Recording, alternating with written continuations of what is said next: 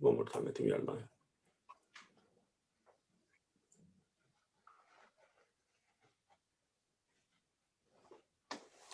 All right, so we are live. Good afternoon. Today is April 7th, 2021. My name is Kamal Erkan. I'm the United Medical Chairman, and I have Dr. Isaias Ergan with me, who's the president of CRIAS as one of our surgeons. So we are here to discuss the crisis in Tigray region in Ethiopia. And this is our fourth live session. And we are going to just go through this once again to see, make everyone understand that where we are and what we do. Prior to that, I'm sure we get a lot of followers from these. Many of you already know who we are, but I'm going to introduce myself very quickly. I run a healthcare company called United Medical. We are providing many services, but one of them is the population health management. And while we are doing our job, our goal is to save people's lives, not terminate people's lives. So, and then because of my personal connection with the region through Dr. Ergan, this was an important issue for me to be part of and at least utilize our channels, different channels to make our voice more louder for other people to hear. So I'm going to ask Dr. Ergan to introduce himself and then we'll start our session. Thank you very much, Kamal. Hello, everybody. My name is Dr. Ergau. I am a surgeon. I am the president of the Christiana Institute of Advanced Surgery, as well as the medical director of bariatric program at the American Surgery Center and the co-chair of the United Medical ACO. My specialty is weight loss surgery and minimally invasive surgery. I went to medical school at the University of Bristol in England, and I did my surgical training here in the United States. I'm actually originally from Tigray, and I left my area of origin actually many years ago during another war to escape the brutality of war. In fact, as I mentioned in previous sessions, my own father was killed in our house by the similar soldiers to the ones who are now waging war against the people in Tigray in our house. And I had to escape due to that war to the Sudan and make my way to where I am right now. So what is happening in Tigray really brings back terrible memories. And as Kamal said, we are in the business of saving lives, and we cannot stand by and watch what's happening in Tigray right now without doing anything.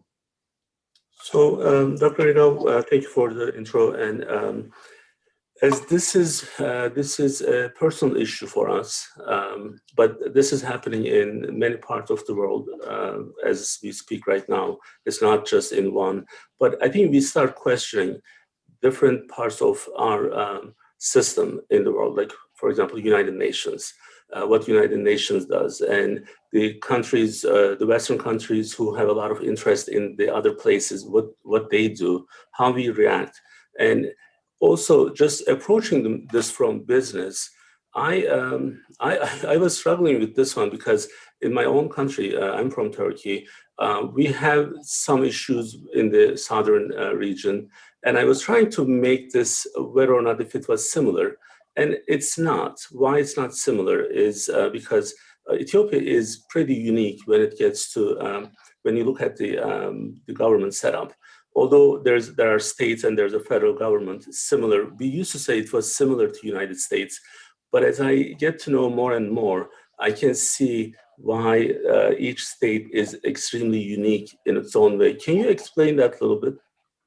Absolutely. So as you mentioned, although Ethiopia is known as one state, it's actually home of very different nations and nationalities. There are, as we mentioned in our previous program, people in the north of Ethiopia and south of Ethiopia who have a completely different background, different cultures, different languages. And the system that was set up until recently was a federal system that recognize the autonomy, uniqueness of these different parts of Ethiopia and let them govern themselves in an autonomous way. And that was what the federal government was. So it is obviously different from the United States, where you have different states with different governments within the United States, but there is more homogeneity within the United States. In Ethiopia, there is not. There are different cultures, and historically, those different cultures identify very strongly with their way of living, and their autonomy is very, very important to them. So that's really important for people to understand. So this is not similar to any other country. And Ethiopia is the second biggest in terms of the population in Africa. And also, I think there's a regional, another regional issue in the Horn of Africa, what's happening these days. I mean, just recently, what happened with the Evergreen on the Suez Canal. So they actually really, you really understand how important these regions are. And I was trying to kind of understand what was really happening. So we were going to do this session on Sunday. So I called Dr. Ega and I said, look, I'm doing the current situation and ideal state analysis, which I utilize that for my business all the time. And it can apply to many of the different things that if in your life, you can always look at it in a way that what's the current situation and where you want to be. That's your ideal state. So, and I kind of couldn't understand what really should be happening. And then I had to go back and reread some of the stuff again and again, and then talk to Dr. Egan a little bit more. And then I understand there's something just really obvious, but it's also hidden so nicely, so that many people don't really understand. The issue is actually the writing was right on the wall. This was coming. No one probably should have been surprised, because they were actually building this since 2018. So I do want to kind of give a little bit background on this issue, so then people can understand a little bit more. Let me actually start sharing my screen, and if there are any issues, you guys can tell me. So what you see here is the Abiy Ahmed, who's the person who's responsible for many people's lives in the last 3-4 months, 5 months actually now. So there's an established government in Ethiopia, and he wants to change that. So he wants to take this unique setting and identity of each state and make them less relevant, and then make the federal government more important. So this is kind of like telling you why this is happening in Ethiopia today. Now, well, of course, the Tigray, they were, although this is 6% of the population, they were the leader of the coalition for a long time, and they enjoyed being in charge for a long time. So I think that kind of like understandable. Now, what made this more complicated is the third party that we have here, and that's called Eritrea. So I have to be honest, until 5 years ago, I didn't know there was a country called Eritrea. One day Dr. Ega was explaining to me some of the stuff back home. We were planning to build or partnership with one of the hospitals there. And then I need to get more. And then just this new country was introduced to me. So then apparently that country is one of those states of Ethiopia who was in a civil war for 30 years. And then as soon as that was over, from 1998 to 2000, there's a big conflict between Eritrean government and the Tigray-led coalition party. So that's kind of like how they are kind of connected with these three pieces. There is Ethiopia, there is Tigray, and then there is Eritrea from the north, who has there's an animosity of 20 years because their relationship was never good. So then all of a sudden we have this new new country, which is not, when you have a civil war, other countries wouldn't get involved. That's why it's called civil war, right? So, but then another country you are inviting that you used to fight, and then now this is making the situation, the Tigray situation, extremely difficult for people to live their lives. So that's kind of like, in a nutshell, how I kind of connected them. But what I wasn't able to do is not understanding why Abiy, how he became a prime minister. Now, Dr. Irgal, you explained that to me, and I want other people to kind of hear it in simple terms. How is he the prime minister if he was not elected?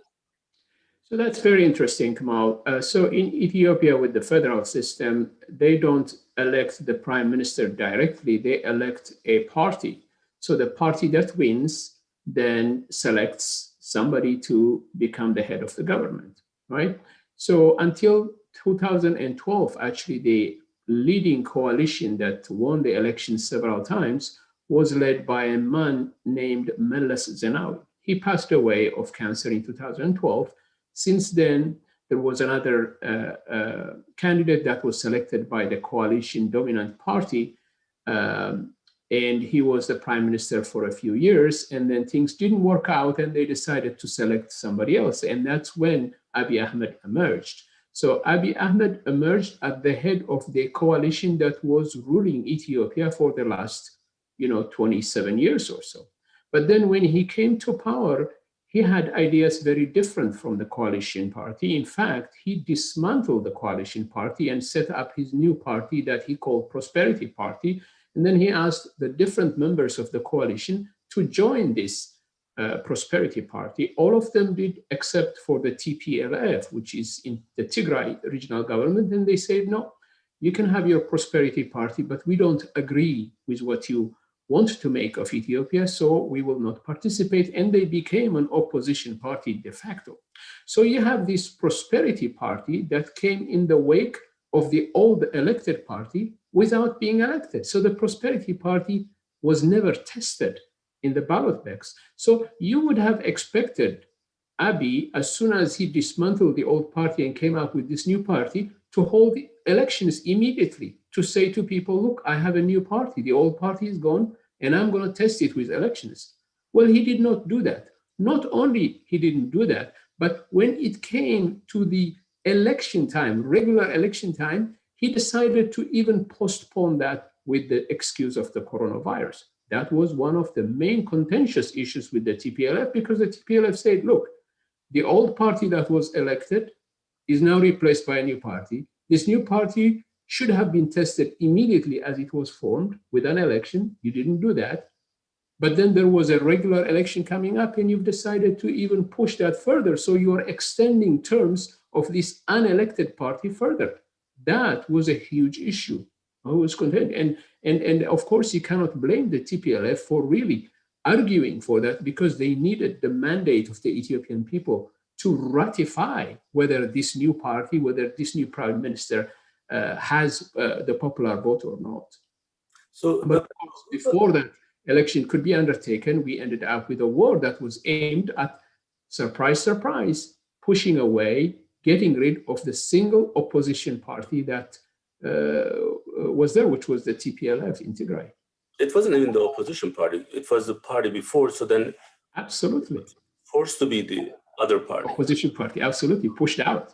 Like, I don't want to play here anymore, so I'm going to have my own sandbox. So then I'm going to call you the neighbor. So that's exactly. Who does he represent? Like, who is supporting him? There must be, like, just to give you an example from Turkey, and the situations in United States as well. But every time there's some stuff happening a little bit out of ordinary. In fact, these days it's happening already. There's one, the army, the Turkish army is always kind of like that alternative there, and then they would support some groups. So is that similar in Ethiopia? Is there some group that's being supported?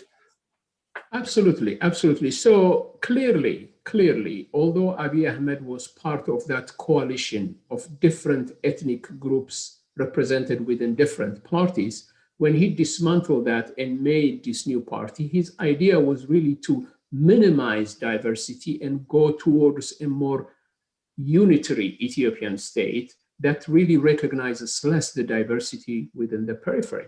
This was very different from the setup we've had 30 years, but very similar to the setup we've had for decades before, represented by Emperor Menelik, Emperor Haile Selassie, and then the Derg, the military dictatorship. All of them wanted a unitary state, really dominated by the single ethnic group in Ethiopia in the center, which is the Amhara group.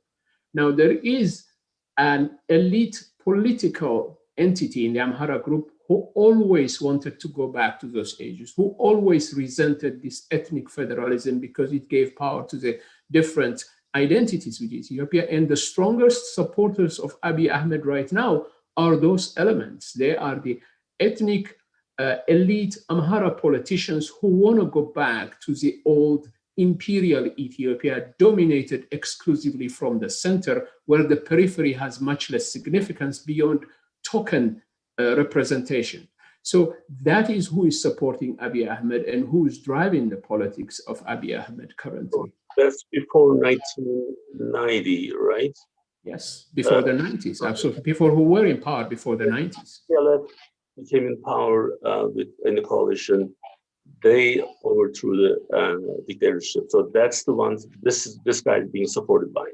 Absolutely. In essence, that's the same ideological tone that wants to come back, essentially, which is saying, okay, one Ethiopia, very little diversity, strong representation on a single language, concentration of economic and other developments within the center, and marginalization of the periphery, which did not work for decades. That's why we had the TPLF fighting and come to power and create the coalition.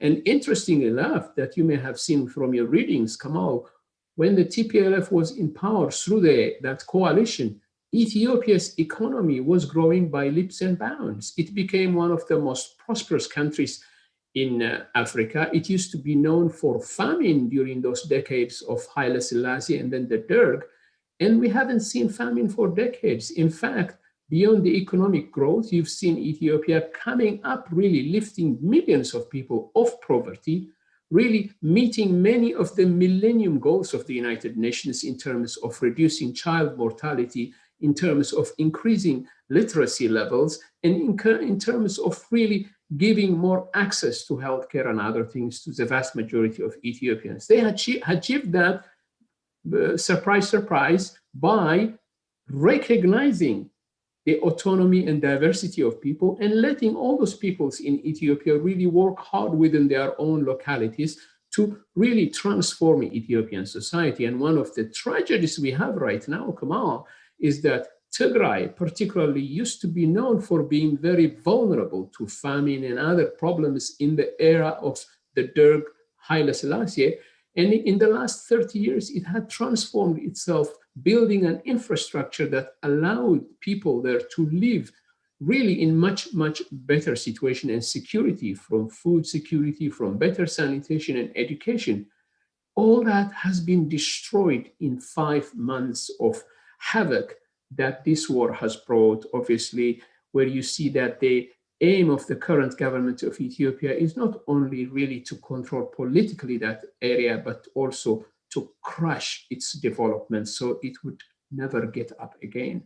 And for this, they are being helped by Eritrea, which is known for the most brutal regime in that area. An army from that area cannot bring development, Kamal. It can only bring destruction.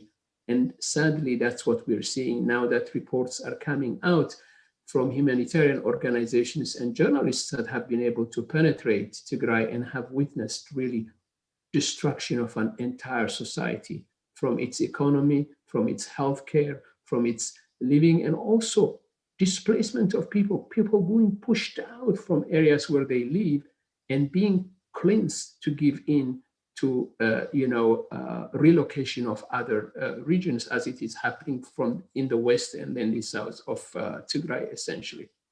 So, Dr. Gal, I actually, when I was kind of getting myself ready for this session, just to understand the motivation of Eritrea, and it's pure revenge, right?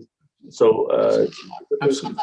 why would they get them? But what they really don't understand is there are consequences. Even if they may succeed in this, Abiy is not going to stop what he's doing today. If they're involved, then they may be the next to be included in this mess. But I guess they will figure it out on their own. Now, another thing that bothered us a lot is the way that Abiy Ahmed was awarded with the Nobel Peace Prize. So that's Dr. Gao, when we were talking, and then you were just really kind of pointing out that this is an issue of not being prepared, like not a good preparation was done, and then I was trying to really understand if it's really that or if it's something that we didn't see. So now understanding the last 20 to 30 years, that helped me to better understand what you were explaining.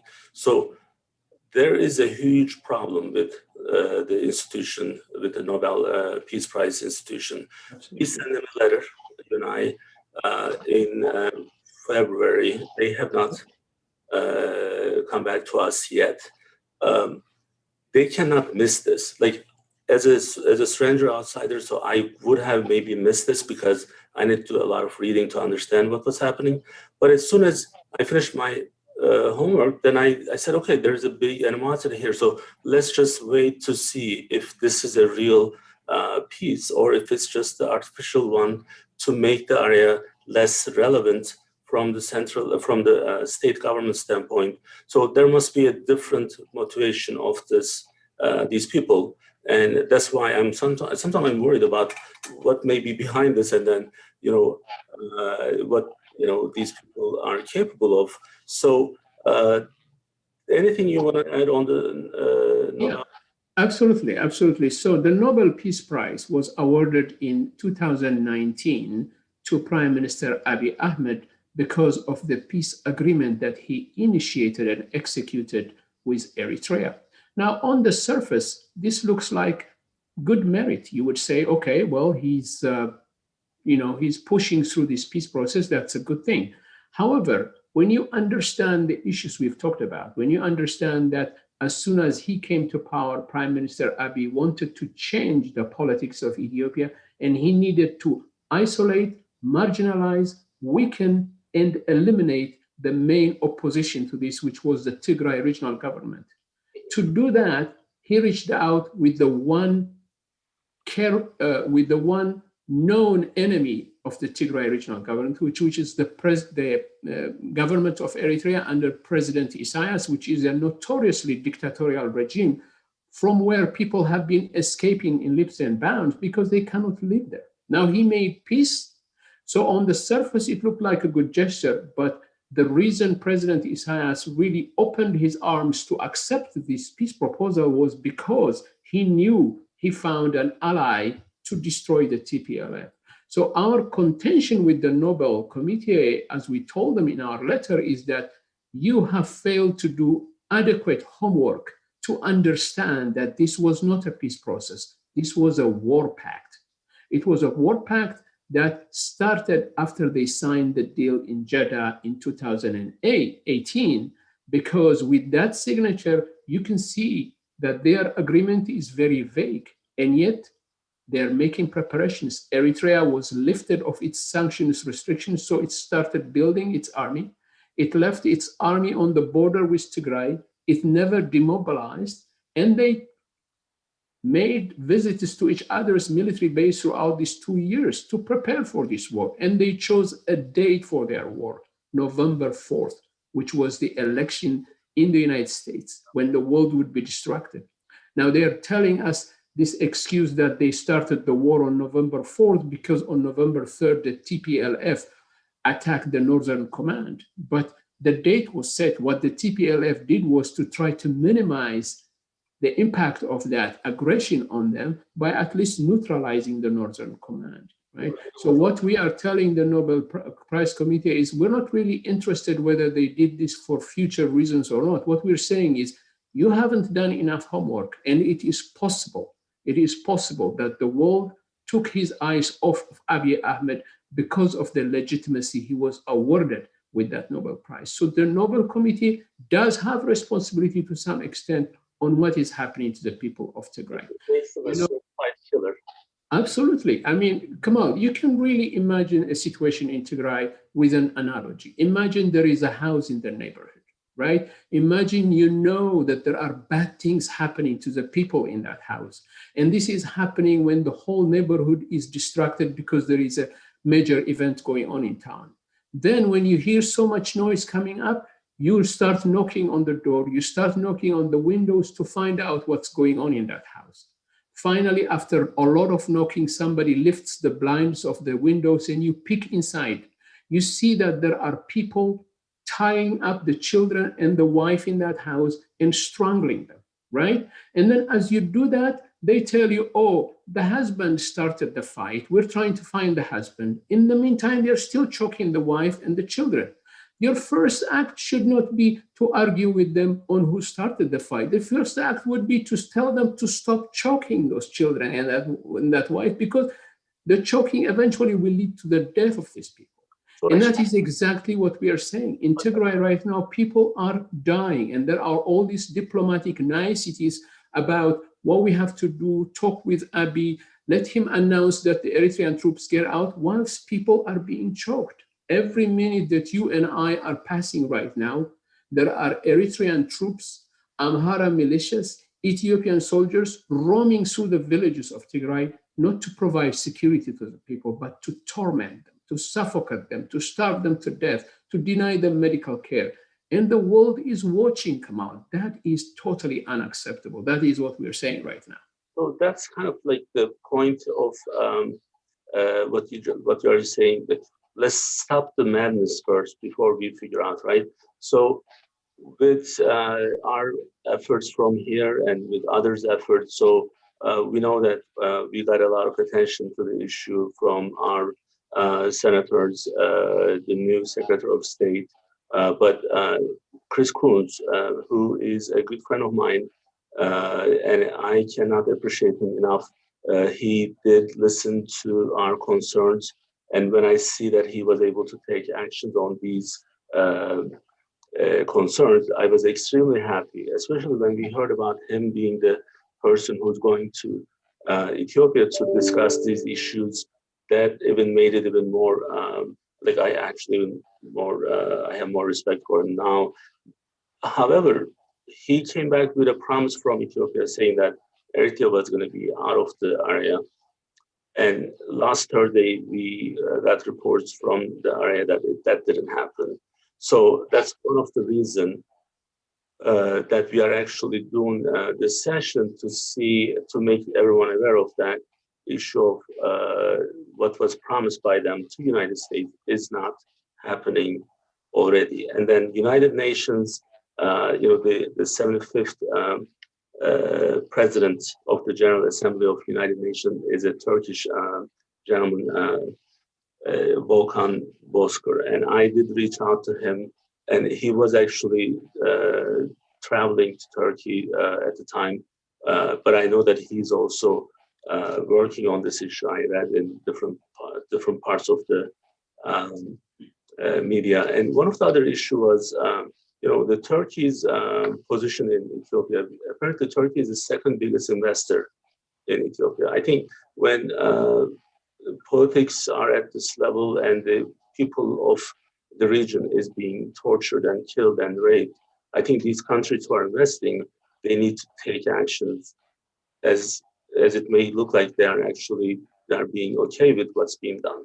So we cannot have a trade with these. Just imagine, like, if I have to do business with some unethical doctor, so if I know that what they are doing wrong, so I'm not going to have any business relationship with them. Abiy Ahmed has to feel the pressure from every different angle, and I'm surprised that President Erdogan did not actually take a more aggressive approach on this issue. He used to say that the world is bigger than five. Well, this is time to use that again. It cannot be only if our people are being killed. This is everyone. This has to be for every other region that shouldn't be happening. Now, Dr. Yo, I do want to Can I just add something to that, Kamal? Absolutely. So it is important for the world to do something, right? I mean, when I used to do trauma surgery, one of the things I used to take care of was burn injuries, right? And when you look at the algorithm for taking care of people who have been injured with burn, the first thing it tells you is get the person away from the fire. The first thing you do before start treating, before start doing anything, the very first line says, take the person away from the fire. Get the insulting fire away from the person. That's the first thing you have to do. Now, with the attention we have in Tigray right now, the damage, the torture, the killing, the sexual violence that's being inflicted on the people is by the Eritrean army, the Amhara militia, right? And we are saying those need to get out. And we are thankful to people in the United States administration, to Senator Coons, who are having really reiterated that. For the United States representative in the United Nations, she reiterated that as well.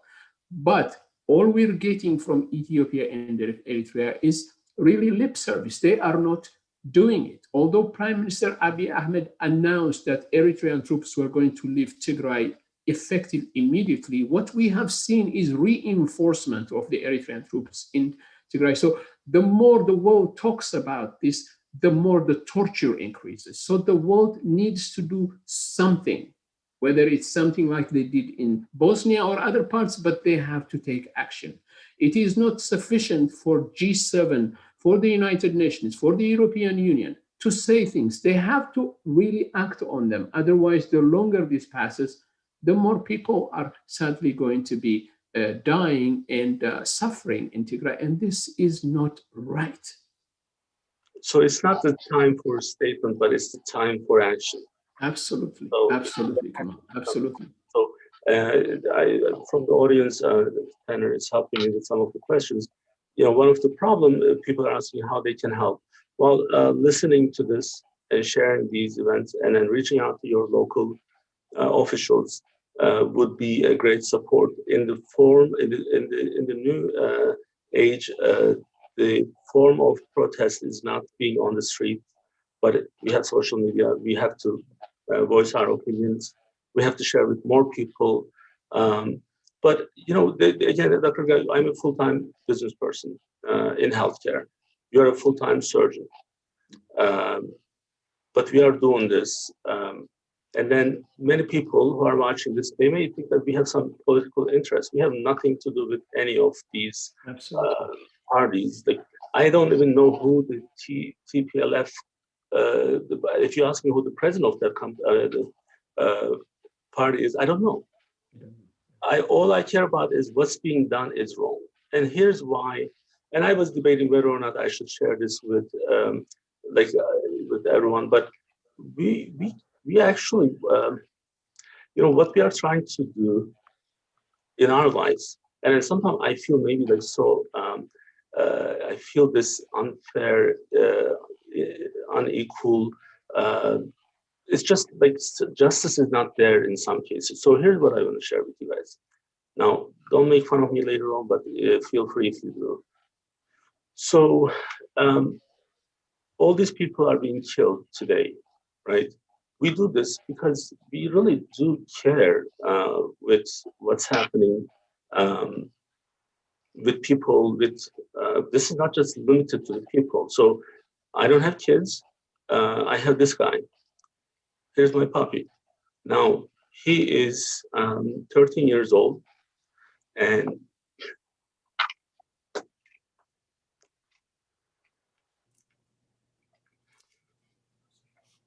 so, Dr. Guy, if you take absolutely. This is, I know this is very emotional. So, Dr. Badi, as we call this golden doodle, is 13 years old. He has Addison's disease since 2017. He's on daily medication and he gets monthly injection. And recently he has had a setback. Actually, over the last 10 days or so, actually, it was a very tough time for Kamal and Badi, because he was having difficulty walking. He was having difficulty doing normal things. And there were consideration on what should happen. And it was a tough situation, right? So, Kamal actually took time off work to stay with Buddy, and he was there just to help him. And he was sleeping downstairs by where Buddy could be, because Buddy could not go upstairs, right? Very, very difficult. And that is what compassion is, right? For a life, right? For something you love, for something you care for, right? And in this planet where we all live, where we share this sky that protects us, right? We're all here, and yet entire populations are being decimated, starved, denied medical care, denied protection. And we cannot even see them because they closed the internet, they closed electricity, they closed all communication. And we cannot go by our day like that, right? I mean, Kamal could not continue to work and live when Buddy was suffering like that, right? So that is what we're saying. So we have to care. It doesn't matter whether we know these people or not. When we know that there is so much suffering going on in a region of the world targeted for its identity, its culture, its history, its choice of its leadership, right? And tortured in this manner with 3 armies, suffocated, it's not right. We have to care. Or what, right? Like what would be the reason? Yeah. Like I'll tell you a little bit more stuff on this. As Buddy's condition went down, he actually, because if you, he's in pain, so then he actually did one of my assistants, and she couldn't get upset with him because we understood why he was doing it, because he was in pain. So Abiy Ahmed, if you listen to this, I really want to sit down with you and talk to you and then understand what happened in your childhood, who messed you up this way, because you must be sick. Like I'm, like Dr. You and I, we've been working together for 20 years. I'm pretty straightforward with my business. Emotions are not much involved, but when it comes to dealing with people, dealing with animals, dealing with the society that we live in, we take that responsibility to a different level. And as the prime minister of a country with 110 million population, you cannot be responsible to kill and be like take the blame for all these happenings. There's no reason for what. Why is this happening, right? So that's why we are calling everyone. We are calling United Nations. We are calling all of our local and federal government officials. We are calling Turkey to get involved, because if you are the second biggest investor, you need to make a statement. And I'm hoping that they can actually hear what we are doing and see what the situation is. Now, what we have done, you can find these on my YouTube channels. This is our 4th video, the 4th session, and then we actually have some small, shorter videos that we took from these sessions, and this will be posted as well. Please share this and make it, let them hear our voice. And any part of the world, if this is happening, these types of stuff should not be happening in today's world. Absolutely. It's not okay, and it's not going to be okay. And we won't stop talking about it until this is under control. So hopefully this was helpful for those who may not have a good idea in the region of Tigray. And we are praying for them, and we are going to work on this nonstop. Dr. Gal, thank you for joining me. Thank you very much from the bottom of my heart, Kamal. I really, really appreciate it. Thank you. See you guys later. Bye.